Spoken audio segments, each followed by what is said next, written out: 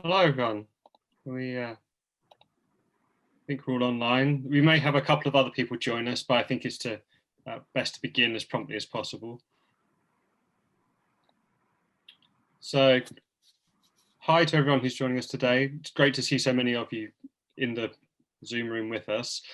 Welcome to our roundtable. This is the digital transformation of universities in Turkey, equipping students with the skills of tomorrow. My name is Alistair Lawrence, and I'm the Special Projects Editor at Times Higher Education. I'd like to thank you all for joining me, along with THE's partners at Coursera, who are Mike Damiano and Kerry Houchin, and also my colleague, THE's Chief Knowledge Officer, Phil Beatty. It's our aim today to discuss digital transformation in Turkish higher education and how it has the potential to play an important role in helping to educate more people and give them the skills they need for the academic and professional environments that are changing faster than ever before. Yesterday, Turkey's Council of Higher Education issued a series of new measures to be taken in universities, which related to the wearing of masks, social distancing, and isolation after positive tests, all of which I think puts a renewed focus on the importance of digital and blended learning. Hopefully you've all seen the points for discussion before now. I think it might be good, normally when we have these as physical events, we go around the table and just give everybody a chance to introduce themselves. That's not quite as easy when we're all on Zoom, but perhaps we could start straight away with the first point for discussion, and when people want to speak, they could just quickly tell us who they are and their university. So to begin, I wanted to start to talk about how the 1st of October reopening date for Turkish universities and the new guidelines issued yesterday have influenced your university's digital and blended learning curricula. So the measures that you've taken and how things are changing at the universities where you are. So.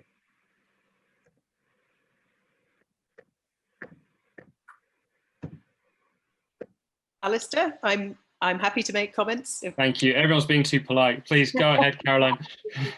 Hi, my name's Caroline Kurban, and I'm the director of the Centre for Excellence in Learning and Teaching at MEF University. If you know about MEF University, we opened in 2014 as a fully flipped university. And we've been flipping all of the courses at the university since then. So when it came to campus closures, we were in a really fortunate position because we already had learning management systems in place. All of our students were online. We were already using a number of digital platforms from, for example, Pearson.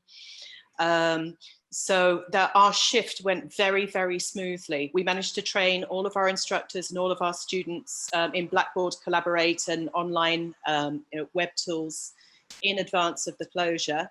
Currently, I'm on campus today for the first time in 7 months, so it's rather strange.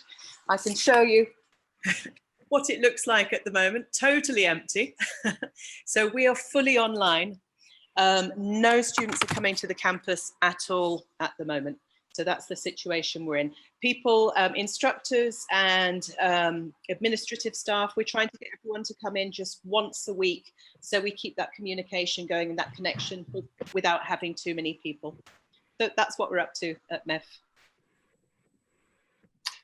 And how you found the communications about the national strategy for moving teaching and learning online in Turkey? Do you think it was, did you have sort of the signposting that you need? Did you think you were able to manage expectations of your students this way? Well, I think we went over and above what was recommended anyway. We were much more rigorous than they were asking for in the first place. We all stayed very flexible. How can I say, and very open until right at the last minute. So we were running different scenarios. We could be on campus, we could be fully online, we could be hybrid. I think we knew we were going to be fully online, but we did run through those ideas, but not in massive detail because, you know, we didn't want to spend all the time doing that. In my role, a lot of my time has been spent training new instructors online, talking about pedagogy, talking about technological skills they need. One of the most important things is really how to connect and get the relationship with the students in an online environment. So yeah, we were ready. I think YERC requirements have been left quite flexible, shall we say. I think each institution can read them how they want as long as they hit the minimum standards. Okay, thank you very much. I can Yes, please start. go ahead. Yes, thank you. Hi, everyone. Good afternoon. I'm the rector of Abdullah Gül University, which is located in Kayseri, which is about 300 kilometers to the east of Ankara. Most of our students are coming from the rural areas, and majority of the students are poor. This is the type of the student body we have. And we are the state university as compared to previous speaker speaking from the Istanbul and from the Foundation University. You know, it's a kind of different university and the setting. That's what I would like to stress out. And we are a new university which has been established about 7.5 years ago. And since the very beginning, we gave emphasis and paid attention on active learning, flipped learning, you know, experiential learning kind of things. So we were almost ready for such a, you know, epidemic, you know, such a health crisis anyway. What happened currently at my institution is that we have established a task force from various departments and offices, such as Teaching and Learning Center, IT Office, Student Centers, some members from departments and faculties, under the leadership of education, a VP of education.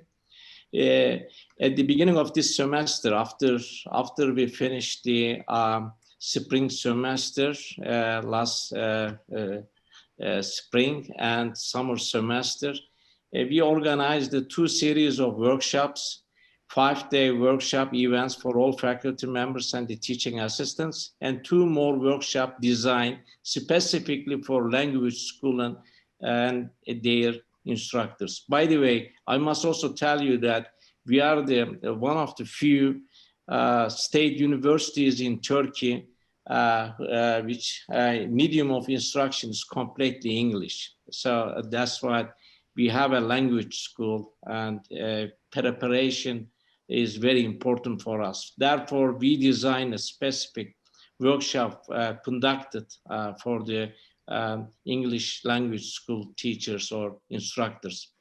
Each workshop is conducted in such a way that, you know, we use the flipped learning approach so that faculty members can experience the flipped learning by doing it. In the topics covered in the workshops include, you know, learner-centered course design, you know, online course design, online instructional methods, alternative assessment methods, and tools for student engagement. For students currently, since the semester has started, we use the university-wide course called AGU Ways, which is the global course every freshman student should take to develop the new skills for students, for online learning, for their engagement, such as Canvas, Zoom, Padlet, and Moodle. You know, these 2 are the visual collaboration tools.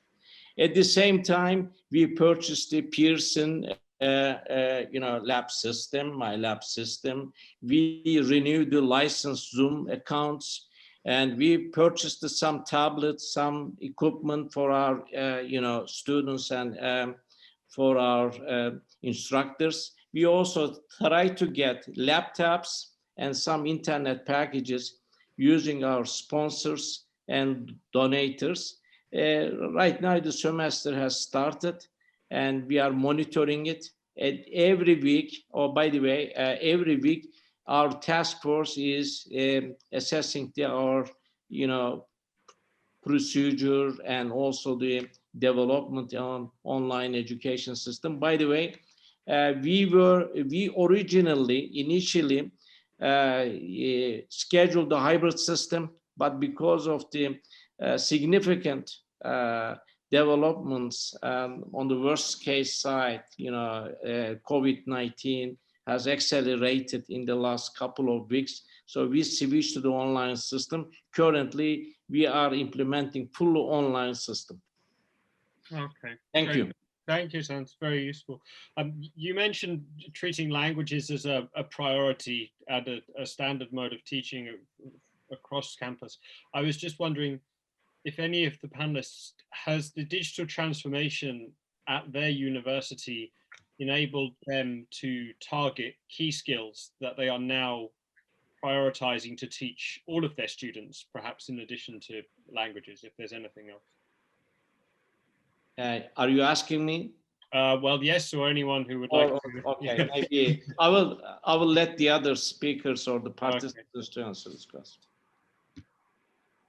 Alistair, can I just add something? Thank you, Ihsan. We're also, I forgot to say, an English medium university, so prep is very important with regards to flipping. We were already flipped in that setup. Alistair, your question with regards to are we introducing additional skills? We're not, but something we changed a few years ago has really helped.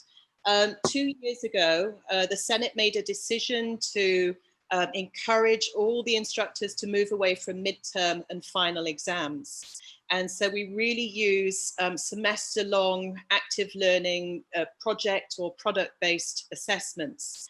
And this proved to be really, really useful when we went online because we didn't have to work out how to do all the exams. All the assessments were already in progress. I would highly recommend moving towards that model if we're fully online. Well, even if we're not fully online, I would recommend that, but it removes the issues with midterm and final exams. And it means you're getting small communities of students working together throughout the semester. It's good to build communities of practice and positive relationships. So that's one thing that's really come out strongly, I would say, with MEF. Okay, thank you, Caroline. Sorry, Sule, did you want to add something? Yes, I'm Vice Rector of Istanbul Technical University, and I'm responsible with the education affairs, student affairs. So last semester on March, we had to make an emergency online learning. You know, we had to start emergency online learning, we can call it. We have a learning management system called Ninova. That's an in-house developed software. We can collect, homeworks and make, announcements and share our online documents through this software environment and platform. And we integrated on March Zoom to our learning management system. Zoom was convenient because we could increase the scale of the people who become immediately online, because we have 36,000 students in our university. Since there was no compulsory, attendance, we reached 12,000 online active participants at one instance. So we had a huge connection capacity requirements. So, and we had to increase the scale of our, connection capacity. So Zoom was very convenient. We were able to give our lectures through our learning management system and Zoom. However, we have a problem with Zoom because the data is stored or sent to Europe, not to USA. And actually, this is not, supposed to be safe for, information security in terms of our government, regulations. So we are, we are trying to find some, service providers where the data can be stored in Turkey. This is our requirement, and this is one of our, priorities. Information security is important. So we use for the exams, we had some trouble, unfortunately. Some of the students didn't, most of the students didn't want to open their cameras, and for, during the exam, during the exams, final exams, by the way, we couldn't check, the people who is online, when the exam is started. So for some of our final exams, for the exams who like physics, mathematics, chemistry, and economics. So most of the students take those courses. So we were able to conduct the exam with some proctoring. So that we, let's say, we have rented some software, but it's pricey, by the way, around $3 per one student per exam for 1 hour. So that's a huge burden for a university. You know, conducting an exam with proctoring is very expensive, you know. So, and without proctoring, it's the trouble, by the way. I mean, so now for this term, we are, as Caroline said, we are going to make the assessments, continuous assessment through the semester, within the semester.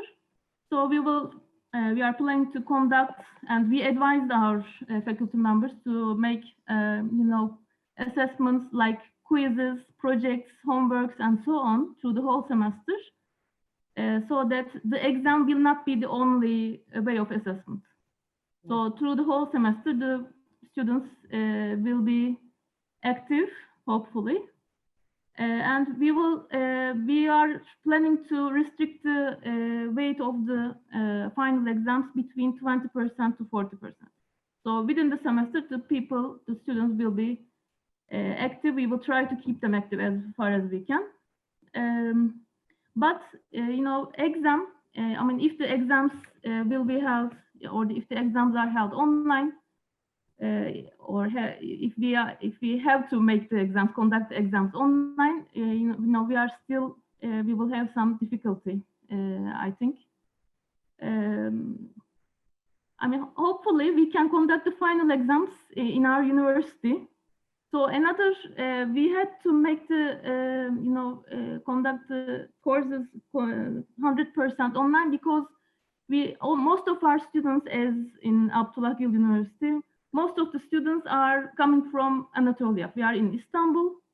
You know, around 60% come from different cities. So we cannot, we couldn't accept people to the dormitories because of the, you know, pandemic. Mm-hmm. So if we accept someone, and if there is some, you know, if some of them become positive, then there will be a big trouble for the university. So I think, yeah, it's definitely something that Times Higher Education has reported on quite a lot, is the question of access. And this is not just necessarily when you have perhaps students in a rural area who maybe don't have access to the digital devices that they needed, or the, you know, the Wi-Fi or the broadband, but also the capacity that you may or may not have to host people on campus with the social distancing measures. Oscar, I think, was there was one of the other participants raised a hand just to make a point related to this. Oscar, was it yourself? Yeah. Thank you. Hello, everyone. I'm Özge Çakır from Ege University. I'm assigned by our rector to join this discussion because I'm a member of Instructional Technologies Coordinatorship, which I will talk about a little bit later, and also the vice director of our technology transfer office. So I think there's going to be an upcoming question about how to involve sector into digitalization. So I would like to talk about that. But first of all, I would like to give some numbers and explain about what happened in my university. We have, just like the other universities, during the emergency online learning period, we started using the Ege University's own course learning management system, which is called as Ege Ders. It's Moodle-based system, very flexible. We can arrange the content accordingly. We also have Ege Ders Online, which helps the instructors to give their synchronous courses. And at the beginning of this semester, even though we were promoting to use them, this management system, there were only 2 courses submitted and 2,409 users. In fact, in my university, there are 55,000 students and 305,000 teaching, academic faculty members. So while this pandemic is spread and after March, the numbers raised to 194 at the beginning of the March, the number of lessons, and the number of lessons reached to 13,673. And the number of users reached to 68,125 at the moment, from 2 to 13Ks. So that's a huge load work, of course, for our distance learning center, which I'm also at the management committee. So all during this semester, for the fall semester, and also in 2020 and 2021, it was decided by the Ege University Senate to do all the courses online. And which means that this semester we will have more than 10K courses and graduate courses, which will be given through the platform. And this infrastructure is going to be handled somehow by our distance learning center. So what we have done is we provided the students, we informed them continuously about the routine based on how to use the system. We prepared some tutorial videos for general questions that are raised from the users, both from the student side, for instructor side. We made the necessary updates on request.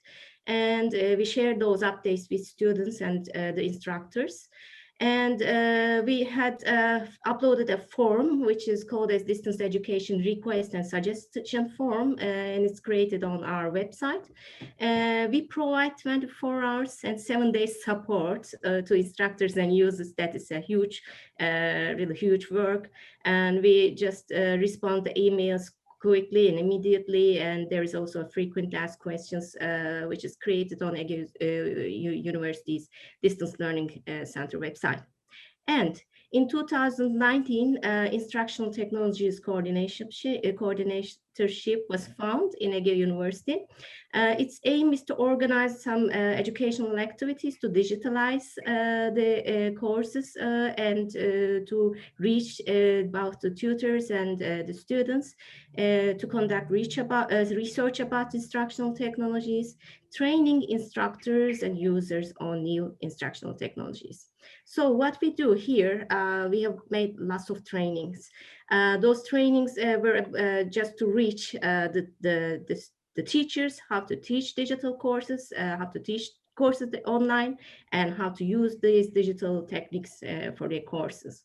And for example, we have some courses aiming at effective tools for distance education, another course for course planning and evaluation methodologies on distance learning, and more than hundreds and hundreds of academicians, teachers have just taken those courses, and some of them had some certificates from those courses because they have completed lots of hours working on how to learn distance education, how to, for example, distance teaching techniques, video course materials, how to develop them. And most important thing is to develop the digital learning materials, of course. Yeah. So recently we have a MOOC in Akademi.TR website. It is being developed by our teachers right now. They are uploading their digital learning materials there, and then they can use them and also share with their own colleagues. So that's what we are doing right now in Ege University. Thank you. Yeah, thanks, no problem. Bahar, sorry, I'll come to you in a moment. I very quickly wanted to ask Mike about just sort of what Coursera, because it seems like already we've seen it, there's been a very strong response to moving online, and everybody's moved quickly and they found a variety of solutions. But the challenges that appear to be coming up already are around access, reaching the right number of students, so scaling, targeting skills, retraining, and digital assessment too. So Mike, I was just interested, given that Coursera have a very broad remit, you have a global view on this, what are the challenges that universities are really bringing to you that that they are looking for more help and more assistance on? Yeah, thank you, Alistair. And hello, everybody, and mahaba. And so my name is Mike Damiano. I represent Coursera for Campus. I actually want to start off by thanking the panel members. And in fact, so their academic leadership, their academic staff, their professional staff. What we've seen over the last 6, 7, 8 months is nothing short of amazing in what the community has pulled together to actually support learners through all of these challenges. And yes, we've mentioned emergency teaching a few times. It has been emergency teaching in many ways. And now we're starting to, after a bit of a summer break for some, people are starting to understand, okay, how do we learn from those experiences and migrate into the new normal? I think in terms of some of the challenges we're seeing, we've talked about some of them already, access, and we're working right across the world now. We've seen 10,000 programs across something like 6,000 degree granting institutions take advantage of our coronavirus response initiative, and right across the world in places where not just internet access, but also electricity is a challenge, let alone students having access to a tablet or a laptop. So those things are problems. I think we're seeing that professor fatigue is an issue. So having to do what we're doing right now constantly with a number of students and still trying to get feedback on is comprehension happening? So that's certainly a challenge, and understanding how professors can engage in high value touch points with their students while still having to learn the new normal. So a lot of these challenges are coming through. Interesting to hear the data challenge raised earlier. We are starting to hear that in different places around the world, understanding what's happening to data or sensitive data. So that's a question mark still for many institutes. And then if we think about the skills piece, I mean, even before the pandemic, there was a challenge with skills development in many parts of the world. I mean, the acceleration of technology, the fourth industrial revolution, the fact that there's this continual issue where employers were not seeing the kind of skills they were expecting universities, frankly, to produce in their students. You know, that was happening anyway. Automation was going to see something like 300 million jobs around the world change in the next 10 years. I think in Turkey alone, that number's around 3.8 million. We're expected to see 3.8 million new jobs be created in the next 10 years.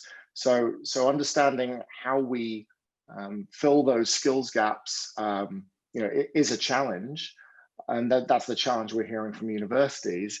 And now we have COVID on top of that, putting many more jobs at risk. And unfortunately, it's the jobs that are at most risk of being replaced by automation, and it's the jobs that are currently done by those who are least skilled or at least educated, shall we say. So I think that presents a huge challenge, but also a huge opportunity for universities. And frankly, the learners that we speak to, the companies and governments that we speak to, we're all looking to universities to meet that challenge. And so recognizing that whilst we're still coming out and doing some emergency teaching, I think we need to have an eye on what's changing in the jobs and the skills landscape. We need to be talking to local and major employers and understanding what their needs are so that universities can be much more agile in delivering what those employers need. Okay, great. Thank you, Mike. We have a queue. Sorry, I meant to say earlier, if you do have a point, you can signal to raise your hand in Zoom and I'll see it. So I will try and come to everybody in due course. Bahar, if we could come to you next, and then Abdullah, if we could come to you after that. We just find out a little bit about perhaps how your universities are, as Mike says, sort of dealing with the challenge, but also taking the opportunity to build for the future. Okay, thank you very much. And this is, it's great to be here. I'm Professor Dr. Bahar Güntekin. Actually, I am the contact person of Istanbul Medipol University for the university rankings. That's why I am here in this meeting. So Istanbul Medipol University is located in Istanbul with 30,000 students, and it is a private, non-profit private university. And actually, as all our professors and rectors has already told, the universities were ready for the online education. Istanbul Medipol University was also ready because of the distance education and all other digital platforms. But of course, the human resources and also the education of the humans were important. So the meetings of the the lecturers and also administrative staff has been done. And also when we actually, with the opening of the 1st October, we had a hybrid model, because most of the courses are going online, but as Mike said, the skills are very important. Like in medicine and dentistry, we have also had programs. In these programs, we are trying to use a hybrid programs where we are trying to combine the virtual classroom. For example, I'm teaching in medicine and I am teaching online, and at the same time there are in a 200 class, there are 70 students allowed inside, and the classroom has been changed into a virtual classroom. At the same time, the other 150 students are watching online live. And by this way, we had this contact, eyes-to-eyes contact, and they said that this is a nice thing. Also coming to the anatomical practices, for example, all the practices are online, but anatomy is something that you have to learn face-to-face. And so we have made very small groups, and we had a very large anatomy lab. That's the advantage, of course. So we are trying to have this, to practice the skills with a hybrid model in that thing. And also coming to the other skills with the industry and so on. Of course, the industry contact was limited because some industries could not take in internships, but some of them had. So online courses has been developed with this industry.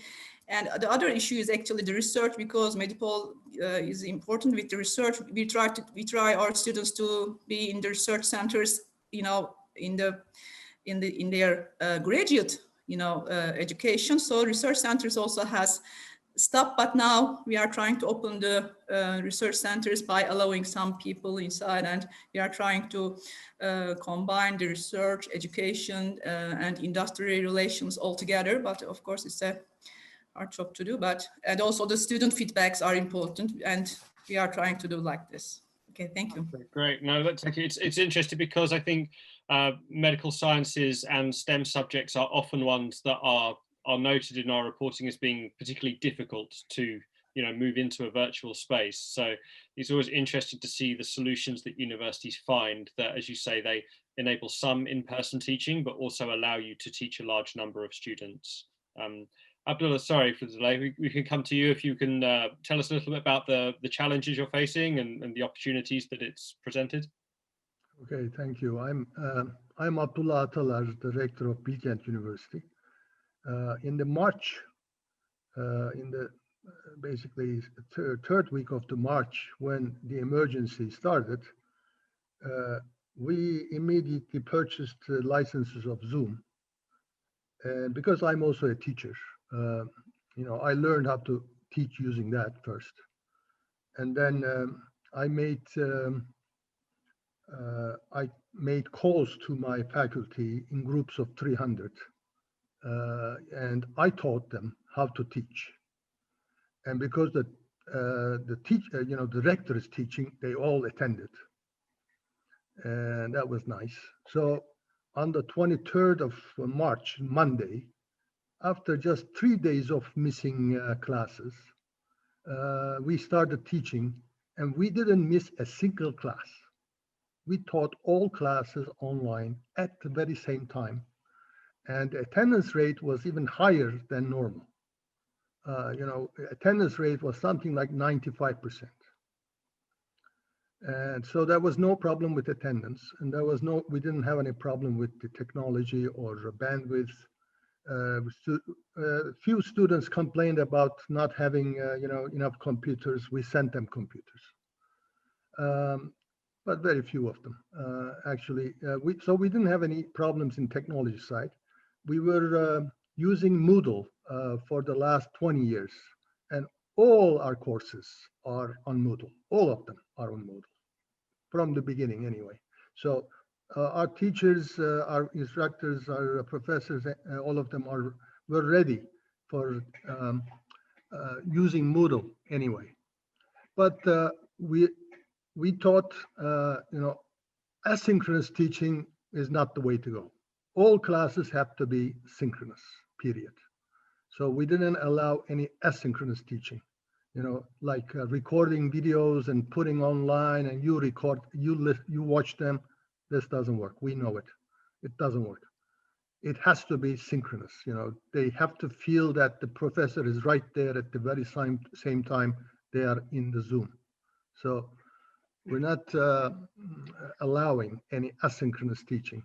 Everything should be synchronous. Of course, then we started, then I also modeled how the exams should be done. We have an algorithm. Of course, all students must turn on their videos. Cameras must be turned on. And we made exams with the videos turned on and the students far away from the computer so that we can see their hands. They were not allowed to come near the computer. They should stay away with the hands, everything visible.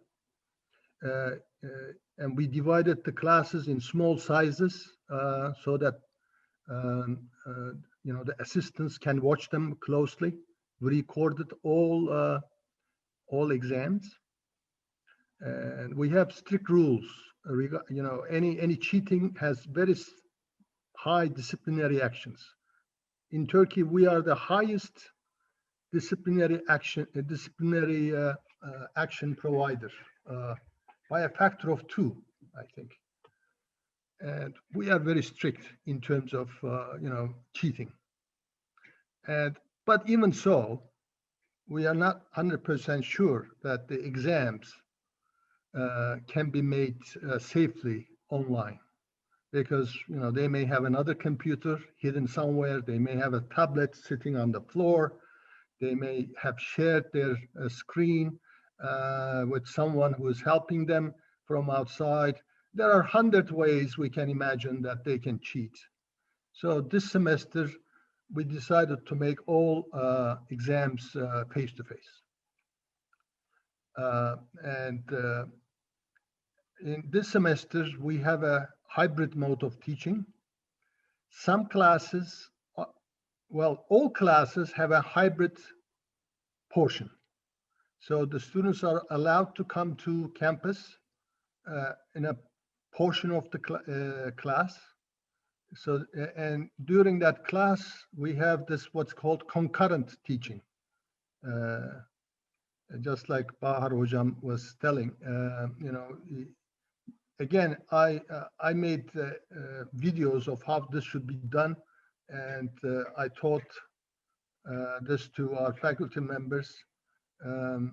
So while you're teaching Zoom, there are some students in the classroom, but many of them are outside the classroom. Of course, we needed to improve our technology in so many classrooms.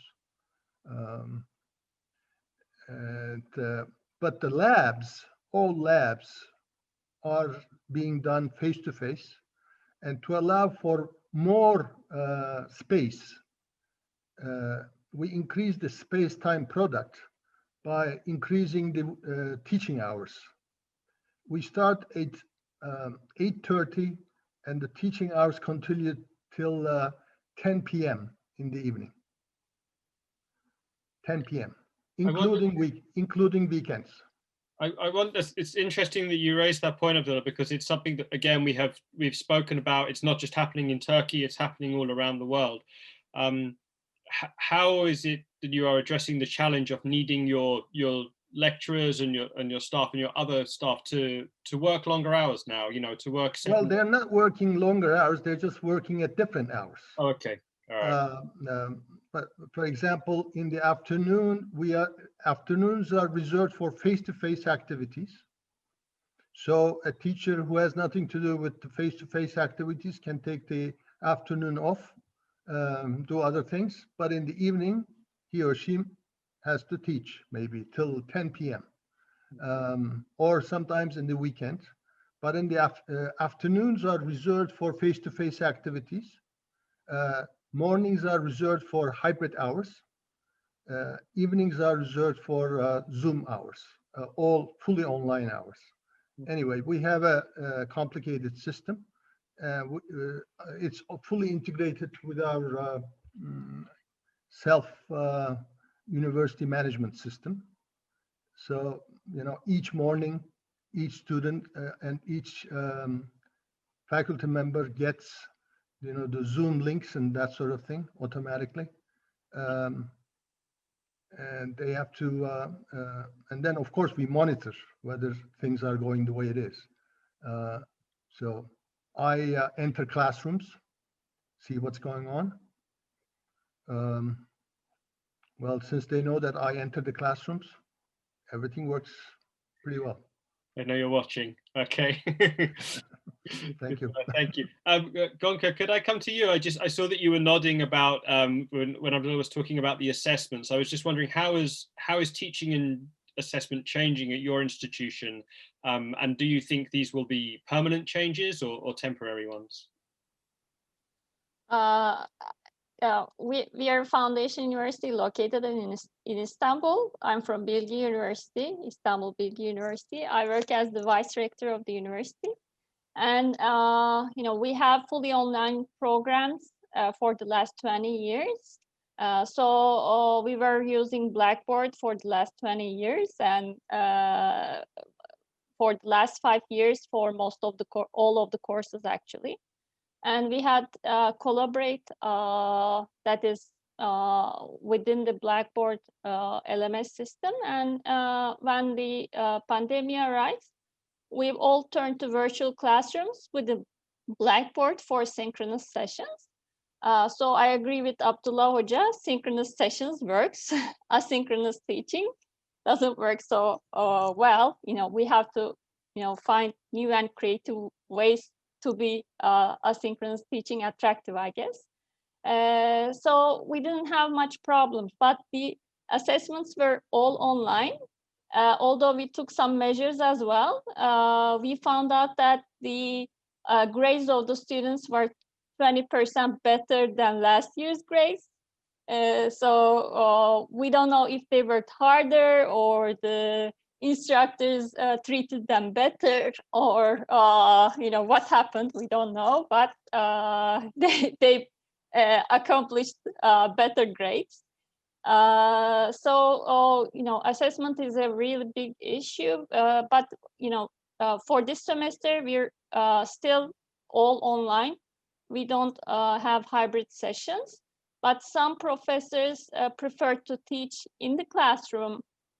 So we designed classrooms for them so that they can use all the necessary technologies, because we're using Zoom this semester for synchronous sessions. And if all students are, without their videos, if they close their videos, it seems lonely for the professor, and it's not meaningful to teach. So it's, you're not motivated and engaged as an instructor. So some prefer to teach on campus, but students, if they prefer to come to the campus, they're allowed, of course, but all classes are online. In STEM fields and medical fields, as you said, Alistair, it's a challenge.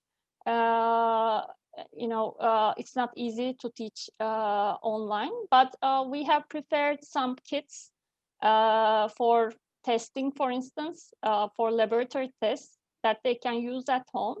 And we ship those to the students in some fields, of course, not in all of them, so that they can use some experiments at home, or do the applications at home at the same time with the professors. This, there'll be, this fully online thing is, I think it's temporary, and for the applied courses, for, as you said, STEM fields and medical sciences, it is challenging. It's not very easy to go online. So I think still face-to-face will be part of the education in the future after the pandemic as well. But the professors and the university management is now more familiar with how to run online teaching. We had sessions before for the teachers, for teacher trainings for online teaching before. We now do it periodically, and we have more frequent trainings now. And we're also running some sessions for best practice sharing, because in different fields there are different tools that can be used. We are familiar with a very limited number of them, but the alternatives are vast. So we're not familiar with most of them. So some instructors are more creative and they find new ways to teach. So we're running each week, we're running webinars sessions for professors to share best practices and new and creative tools. So it will constitute the large part of teaching. I think online teaching in the future will be more dominant because the technology is evolving as well. For instance, 20 years ago, we had an MBA program and it was just asynchronous sessions, but now with Zoom and other technologies, it's possible to meet like this. And in the future, there'll be more and advanced technologies that will make it possible, like being face-to-face. So I think Mike raised his hand. We have a question to me, or? Yeah, if I may, Alistair. Yeah, go ahead, Mike. I'm struck, and I'm interested to learn what from the panel generally, what the student feedback is. We've certainly heard that professors and lecturers have been able to adapt, and we put a lot of support around that. And I've heard anecdotally in some universities, there's an expectation that, well, students can do this because they're digital natives, but that's not necessarily always the case. And I'd be interested to hear from the panel, what the student feedback is throughout emergency teaching and learning, how they're adapting their approach to take that feedback on board, and also if they think students will demand this level of flexibility going forward when things go back to normal. Yes, sorry, Ayse, sorry if I've mispronounced. Please. Ayse, hi. Ayse, sorry. I'm from Istanbul Aydın University, and just a disclaimer, I'm not in the senior academic management, or I'm not in the online learning center. I'm at the international office. So my sort of interest in this is sort of digitalization in higher education overall, and especially the interaction between digitalization and internationalization. But I've been attending a lot of sessions over these, couple of months, and and this issue that Mike raised, I usually make that comment. We always focus on the training of the lecturers, and we assume that because the students are the digital natives, they will manage everything very easily, which is not the case. And I think students need a lot of, guidance, mentoring. And I listened to Professor Sabuncuoğlu in the beginning talking about, the university offering a first-year general course to familiarize the students with the digital tools. So that's excellent. That's one sort of takeaway for me. But also, it's a cultural thing, how people perceive, and that includes the students as a subgroup, how online education is perceived. It doesn't have, a very reputable sort of reputation in this region of the world. And especially if we go towards the Middle East, even less so. So students are not happy about being taught online. You know, you heard, for example, Medipol University, and we go along the same route too. You know, we say we are doing hybrid education. Most of our courses are fully online, and it's only those, you know, applied courses. It's not just medical sciences and STEM field, actually also applied arts. So, but there it's not necessarily always the academic staff saying that face-to-face education is necessary, but students insisting for it. And if you look at, for example, all social media sort of announcements by universities and then student comments behind, you know, underneath that, you know, social media post, you see that students are very upset, you know, that most of the education will be online. Now, again, going back to my own sort of position at the international office, we are announcing that we are having a hybrid sort of education because, again, to attract international students, and most of them do come from our region, and especially from the Middle East, although not all of them. Again, it's not very popular among the students to have online education. So I think we really have to sort of question our assumptions about this. Of course, I also teach sort of as a trainer, and I've been just doing that all week, you know, student engagement, campus diversity, you know, intercultural communication skills, everything, that sort of thing to students. And again, they are missing as part of their university experience, that campus sort of experience. I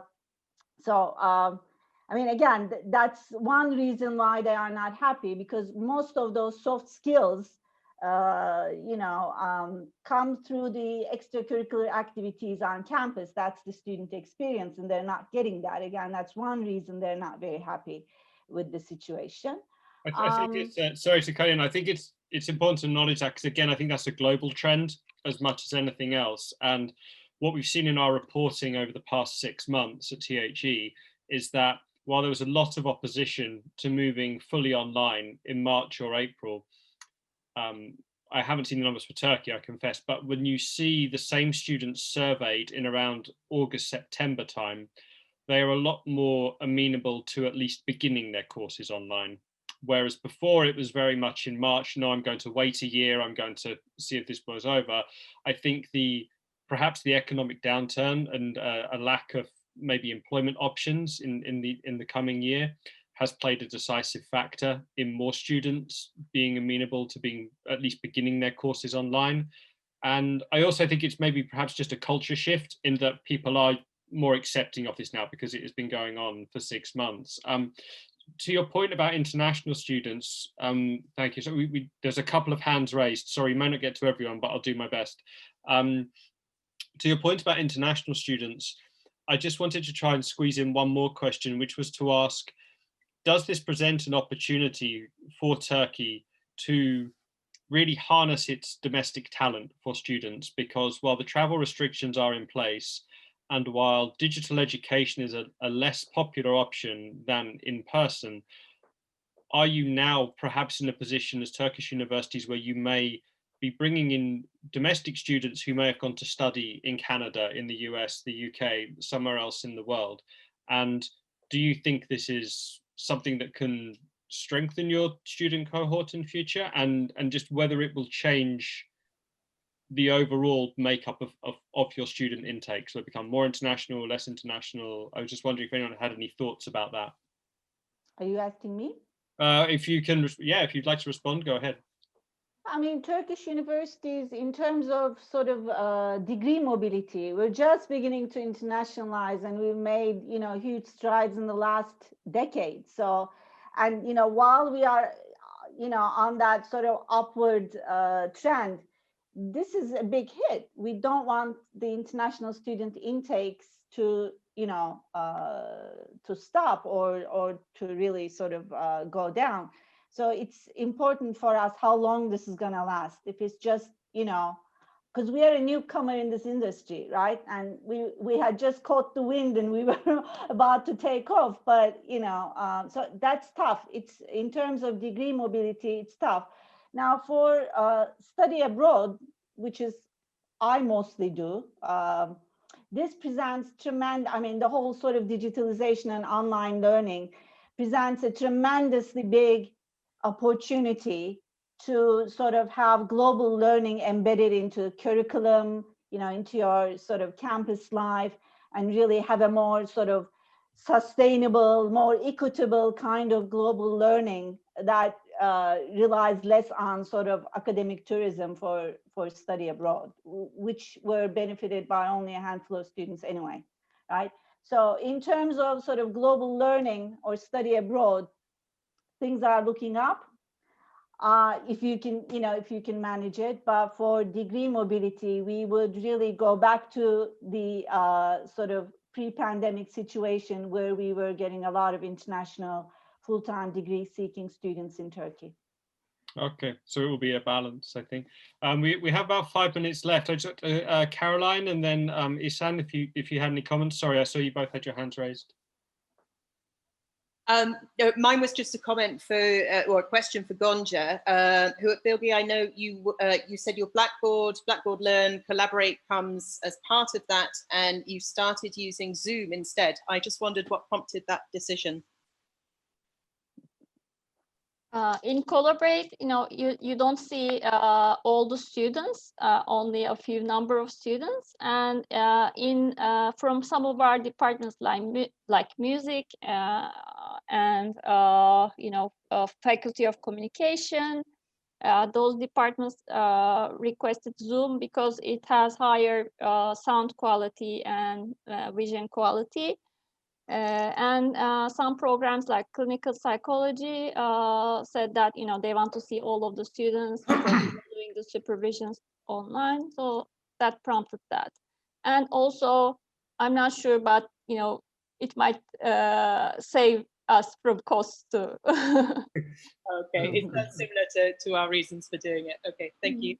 Yeah, Zoom has a much lower CPU load on even the small computers. They can run even on small computers. You know, you can look at the, I mean, for technology guys, Mike, you know, you can compare the CPU load when Zoom is running versus other programs are running. Zoom has a much lower load on the CPU on the same computer. So technology is much better than the others somehow. Okay. I'm honored you call me a technology guy, Abdullah. I don't know. Maybe you can. What I wish I could give looked it. At, for example, WebEx, 3 Mm-hmm. times more load on the same CPU with lower quality of the pictures. I looked at others. You know, I tried everything before I installed Zoom, and it's definitely much better. Okay, thank you. Ihsan, sorry, you had a point to make earlier. I just wanted to come back to you. Mr. Lawrence, I was going to say, now we are not offering a separate course to develop the skills for online education. In fact, we have our university is designed in such a way that United Nations 7 development goals are exposed to the students. Students are exposed to this. So we are using the very first 2 weeks of this course, which is common to all the students, to develop their skills, to improve their adaptation to the online system. Another thing is, this is the first time ever in the history of the world, the students are starting to the semester without being, visiting the campuses or the universities. This is, in fact, the first time. They are not touching to the universities. They are not touching to the classroom.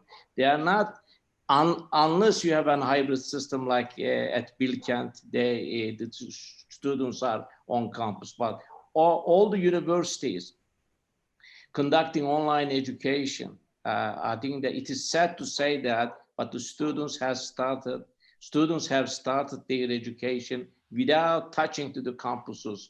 And also during this process, we learned that campuses and the campus education, face-to-face education is very valuable asset. We miss that. In fact, we continue to conduct survey on the students, and the students missed the campuses, their classes, their professors, and everything. You know what I mean? This is one thing. My final note, maybe, we didn't have time to talk about this, but the students' social development, their social, cultural, and intellectual development should be also the one of the important issue on the agenda of our university system, so that we should do something about it, because we are not living on campuses, they are not living on campuses. And one final note, during this process, universities improved the collaboration. You know, we collaborate more with their teaching and learning centers, you know, with different mechanisms. I think that it will also create a new habit, a good habit for us. Great. Well, thank you. I'm afraid we've got to end there, but it's nice to be able to end on a positive note. I think to your point about teaching students the social skills they need, it's certainly something that we see reflected when we start to talk about, as Mike said earlier, so many jobs are changing, and so many jobs that have existed for a long time won't exist anymore. And when you have that amount of uncertainty about what type of workplace your graduates are going into, by teaching them the social skills you need, you hopefully create more sort of better rounded people and more employable graduates as a result of that. But it's also good to know, I'm sure we didn't have time to talk about collaboration a bit more, because it's always interesting, but I appreciate we all have places to be. So I'd like to thank you all again very much for joining us. I hope you found it useful.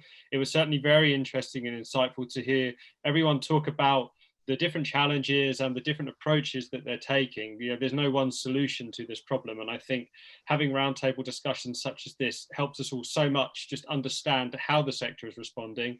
As Mike said, it's been an amazing response. It's been a very dynamic and agile one from a lot of creative, intelligent people. And I really look forward to seeing how it continues. And I wish you all well in the coming months. Thank you very much.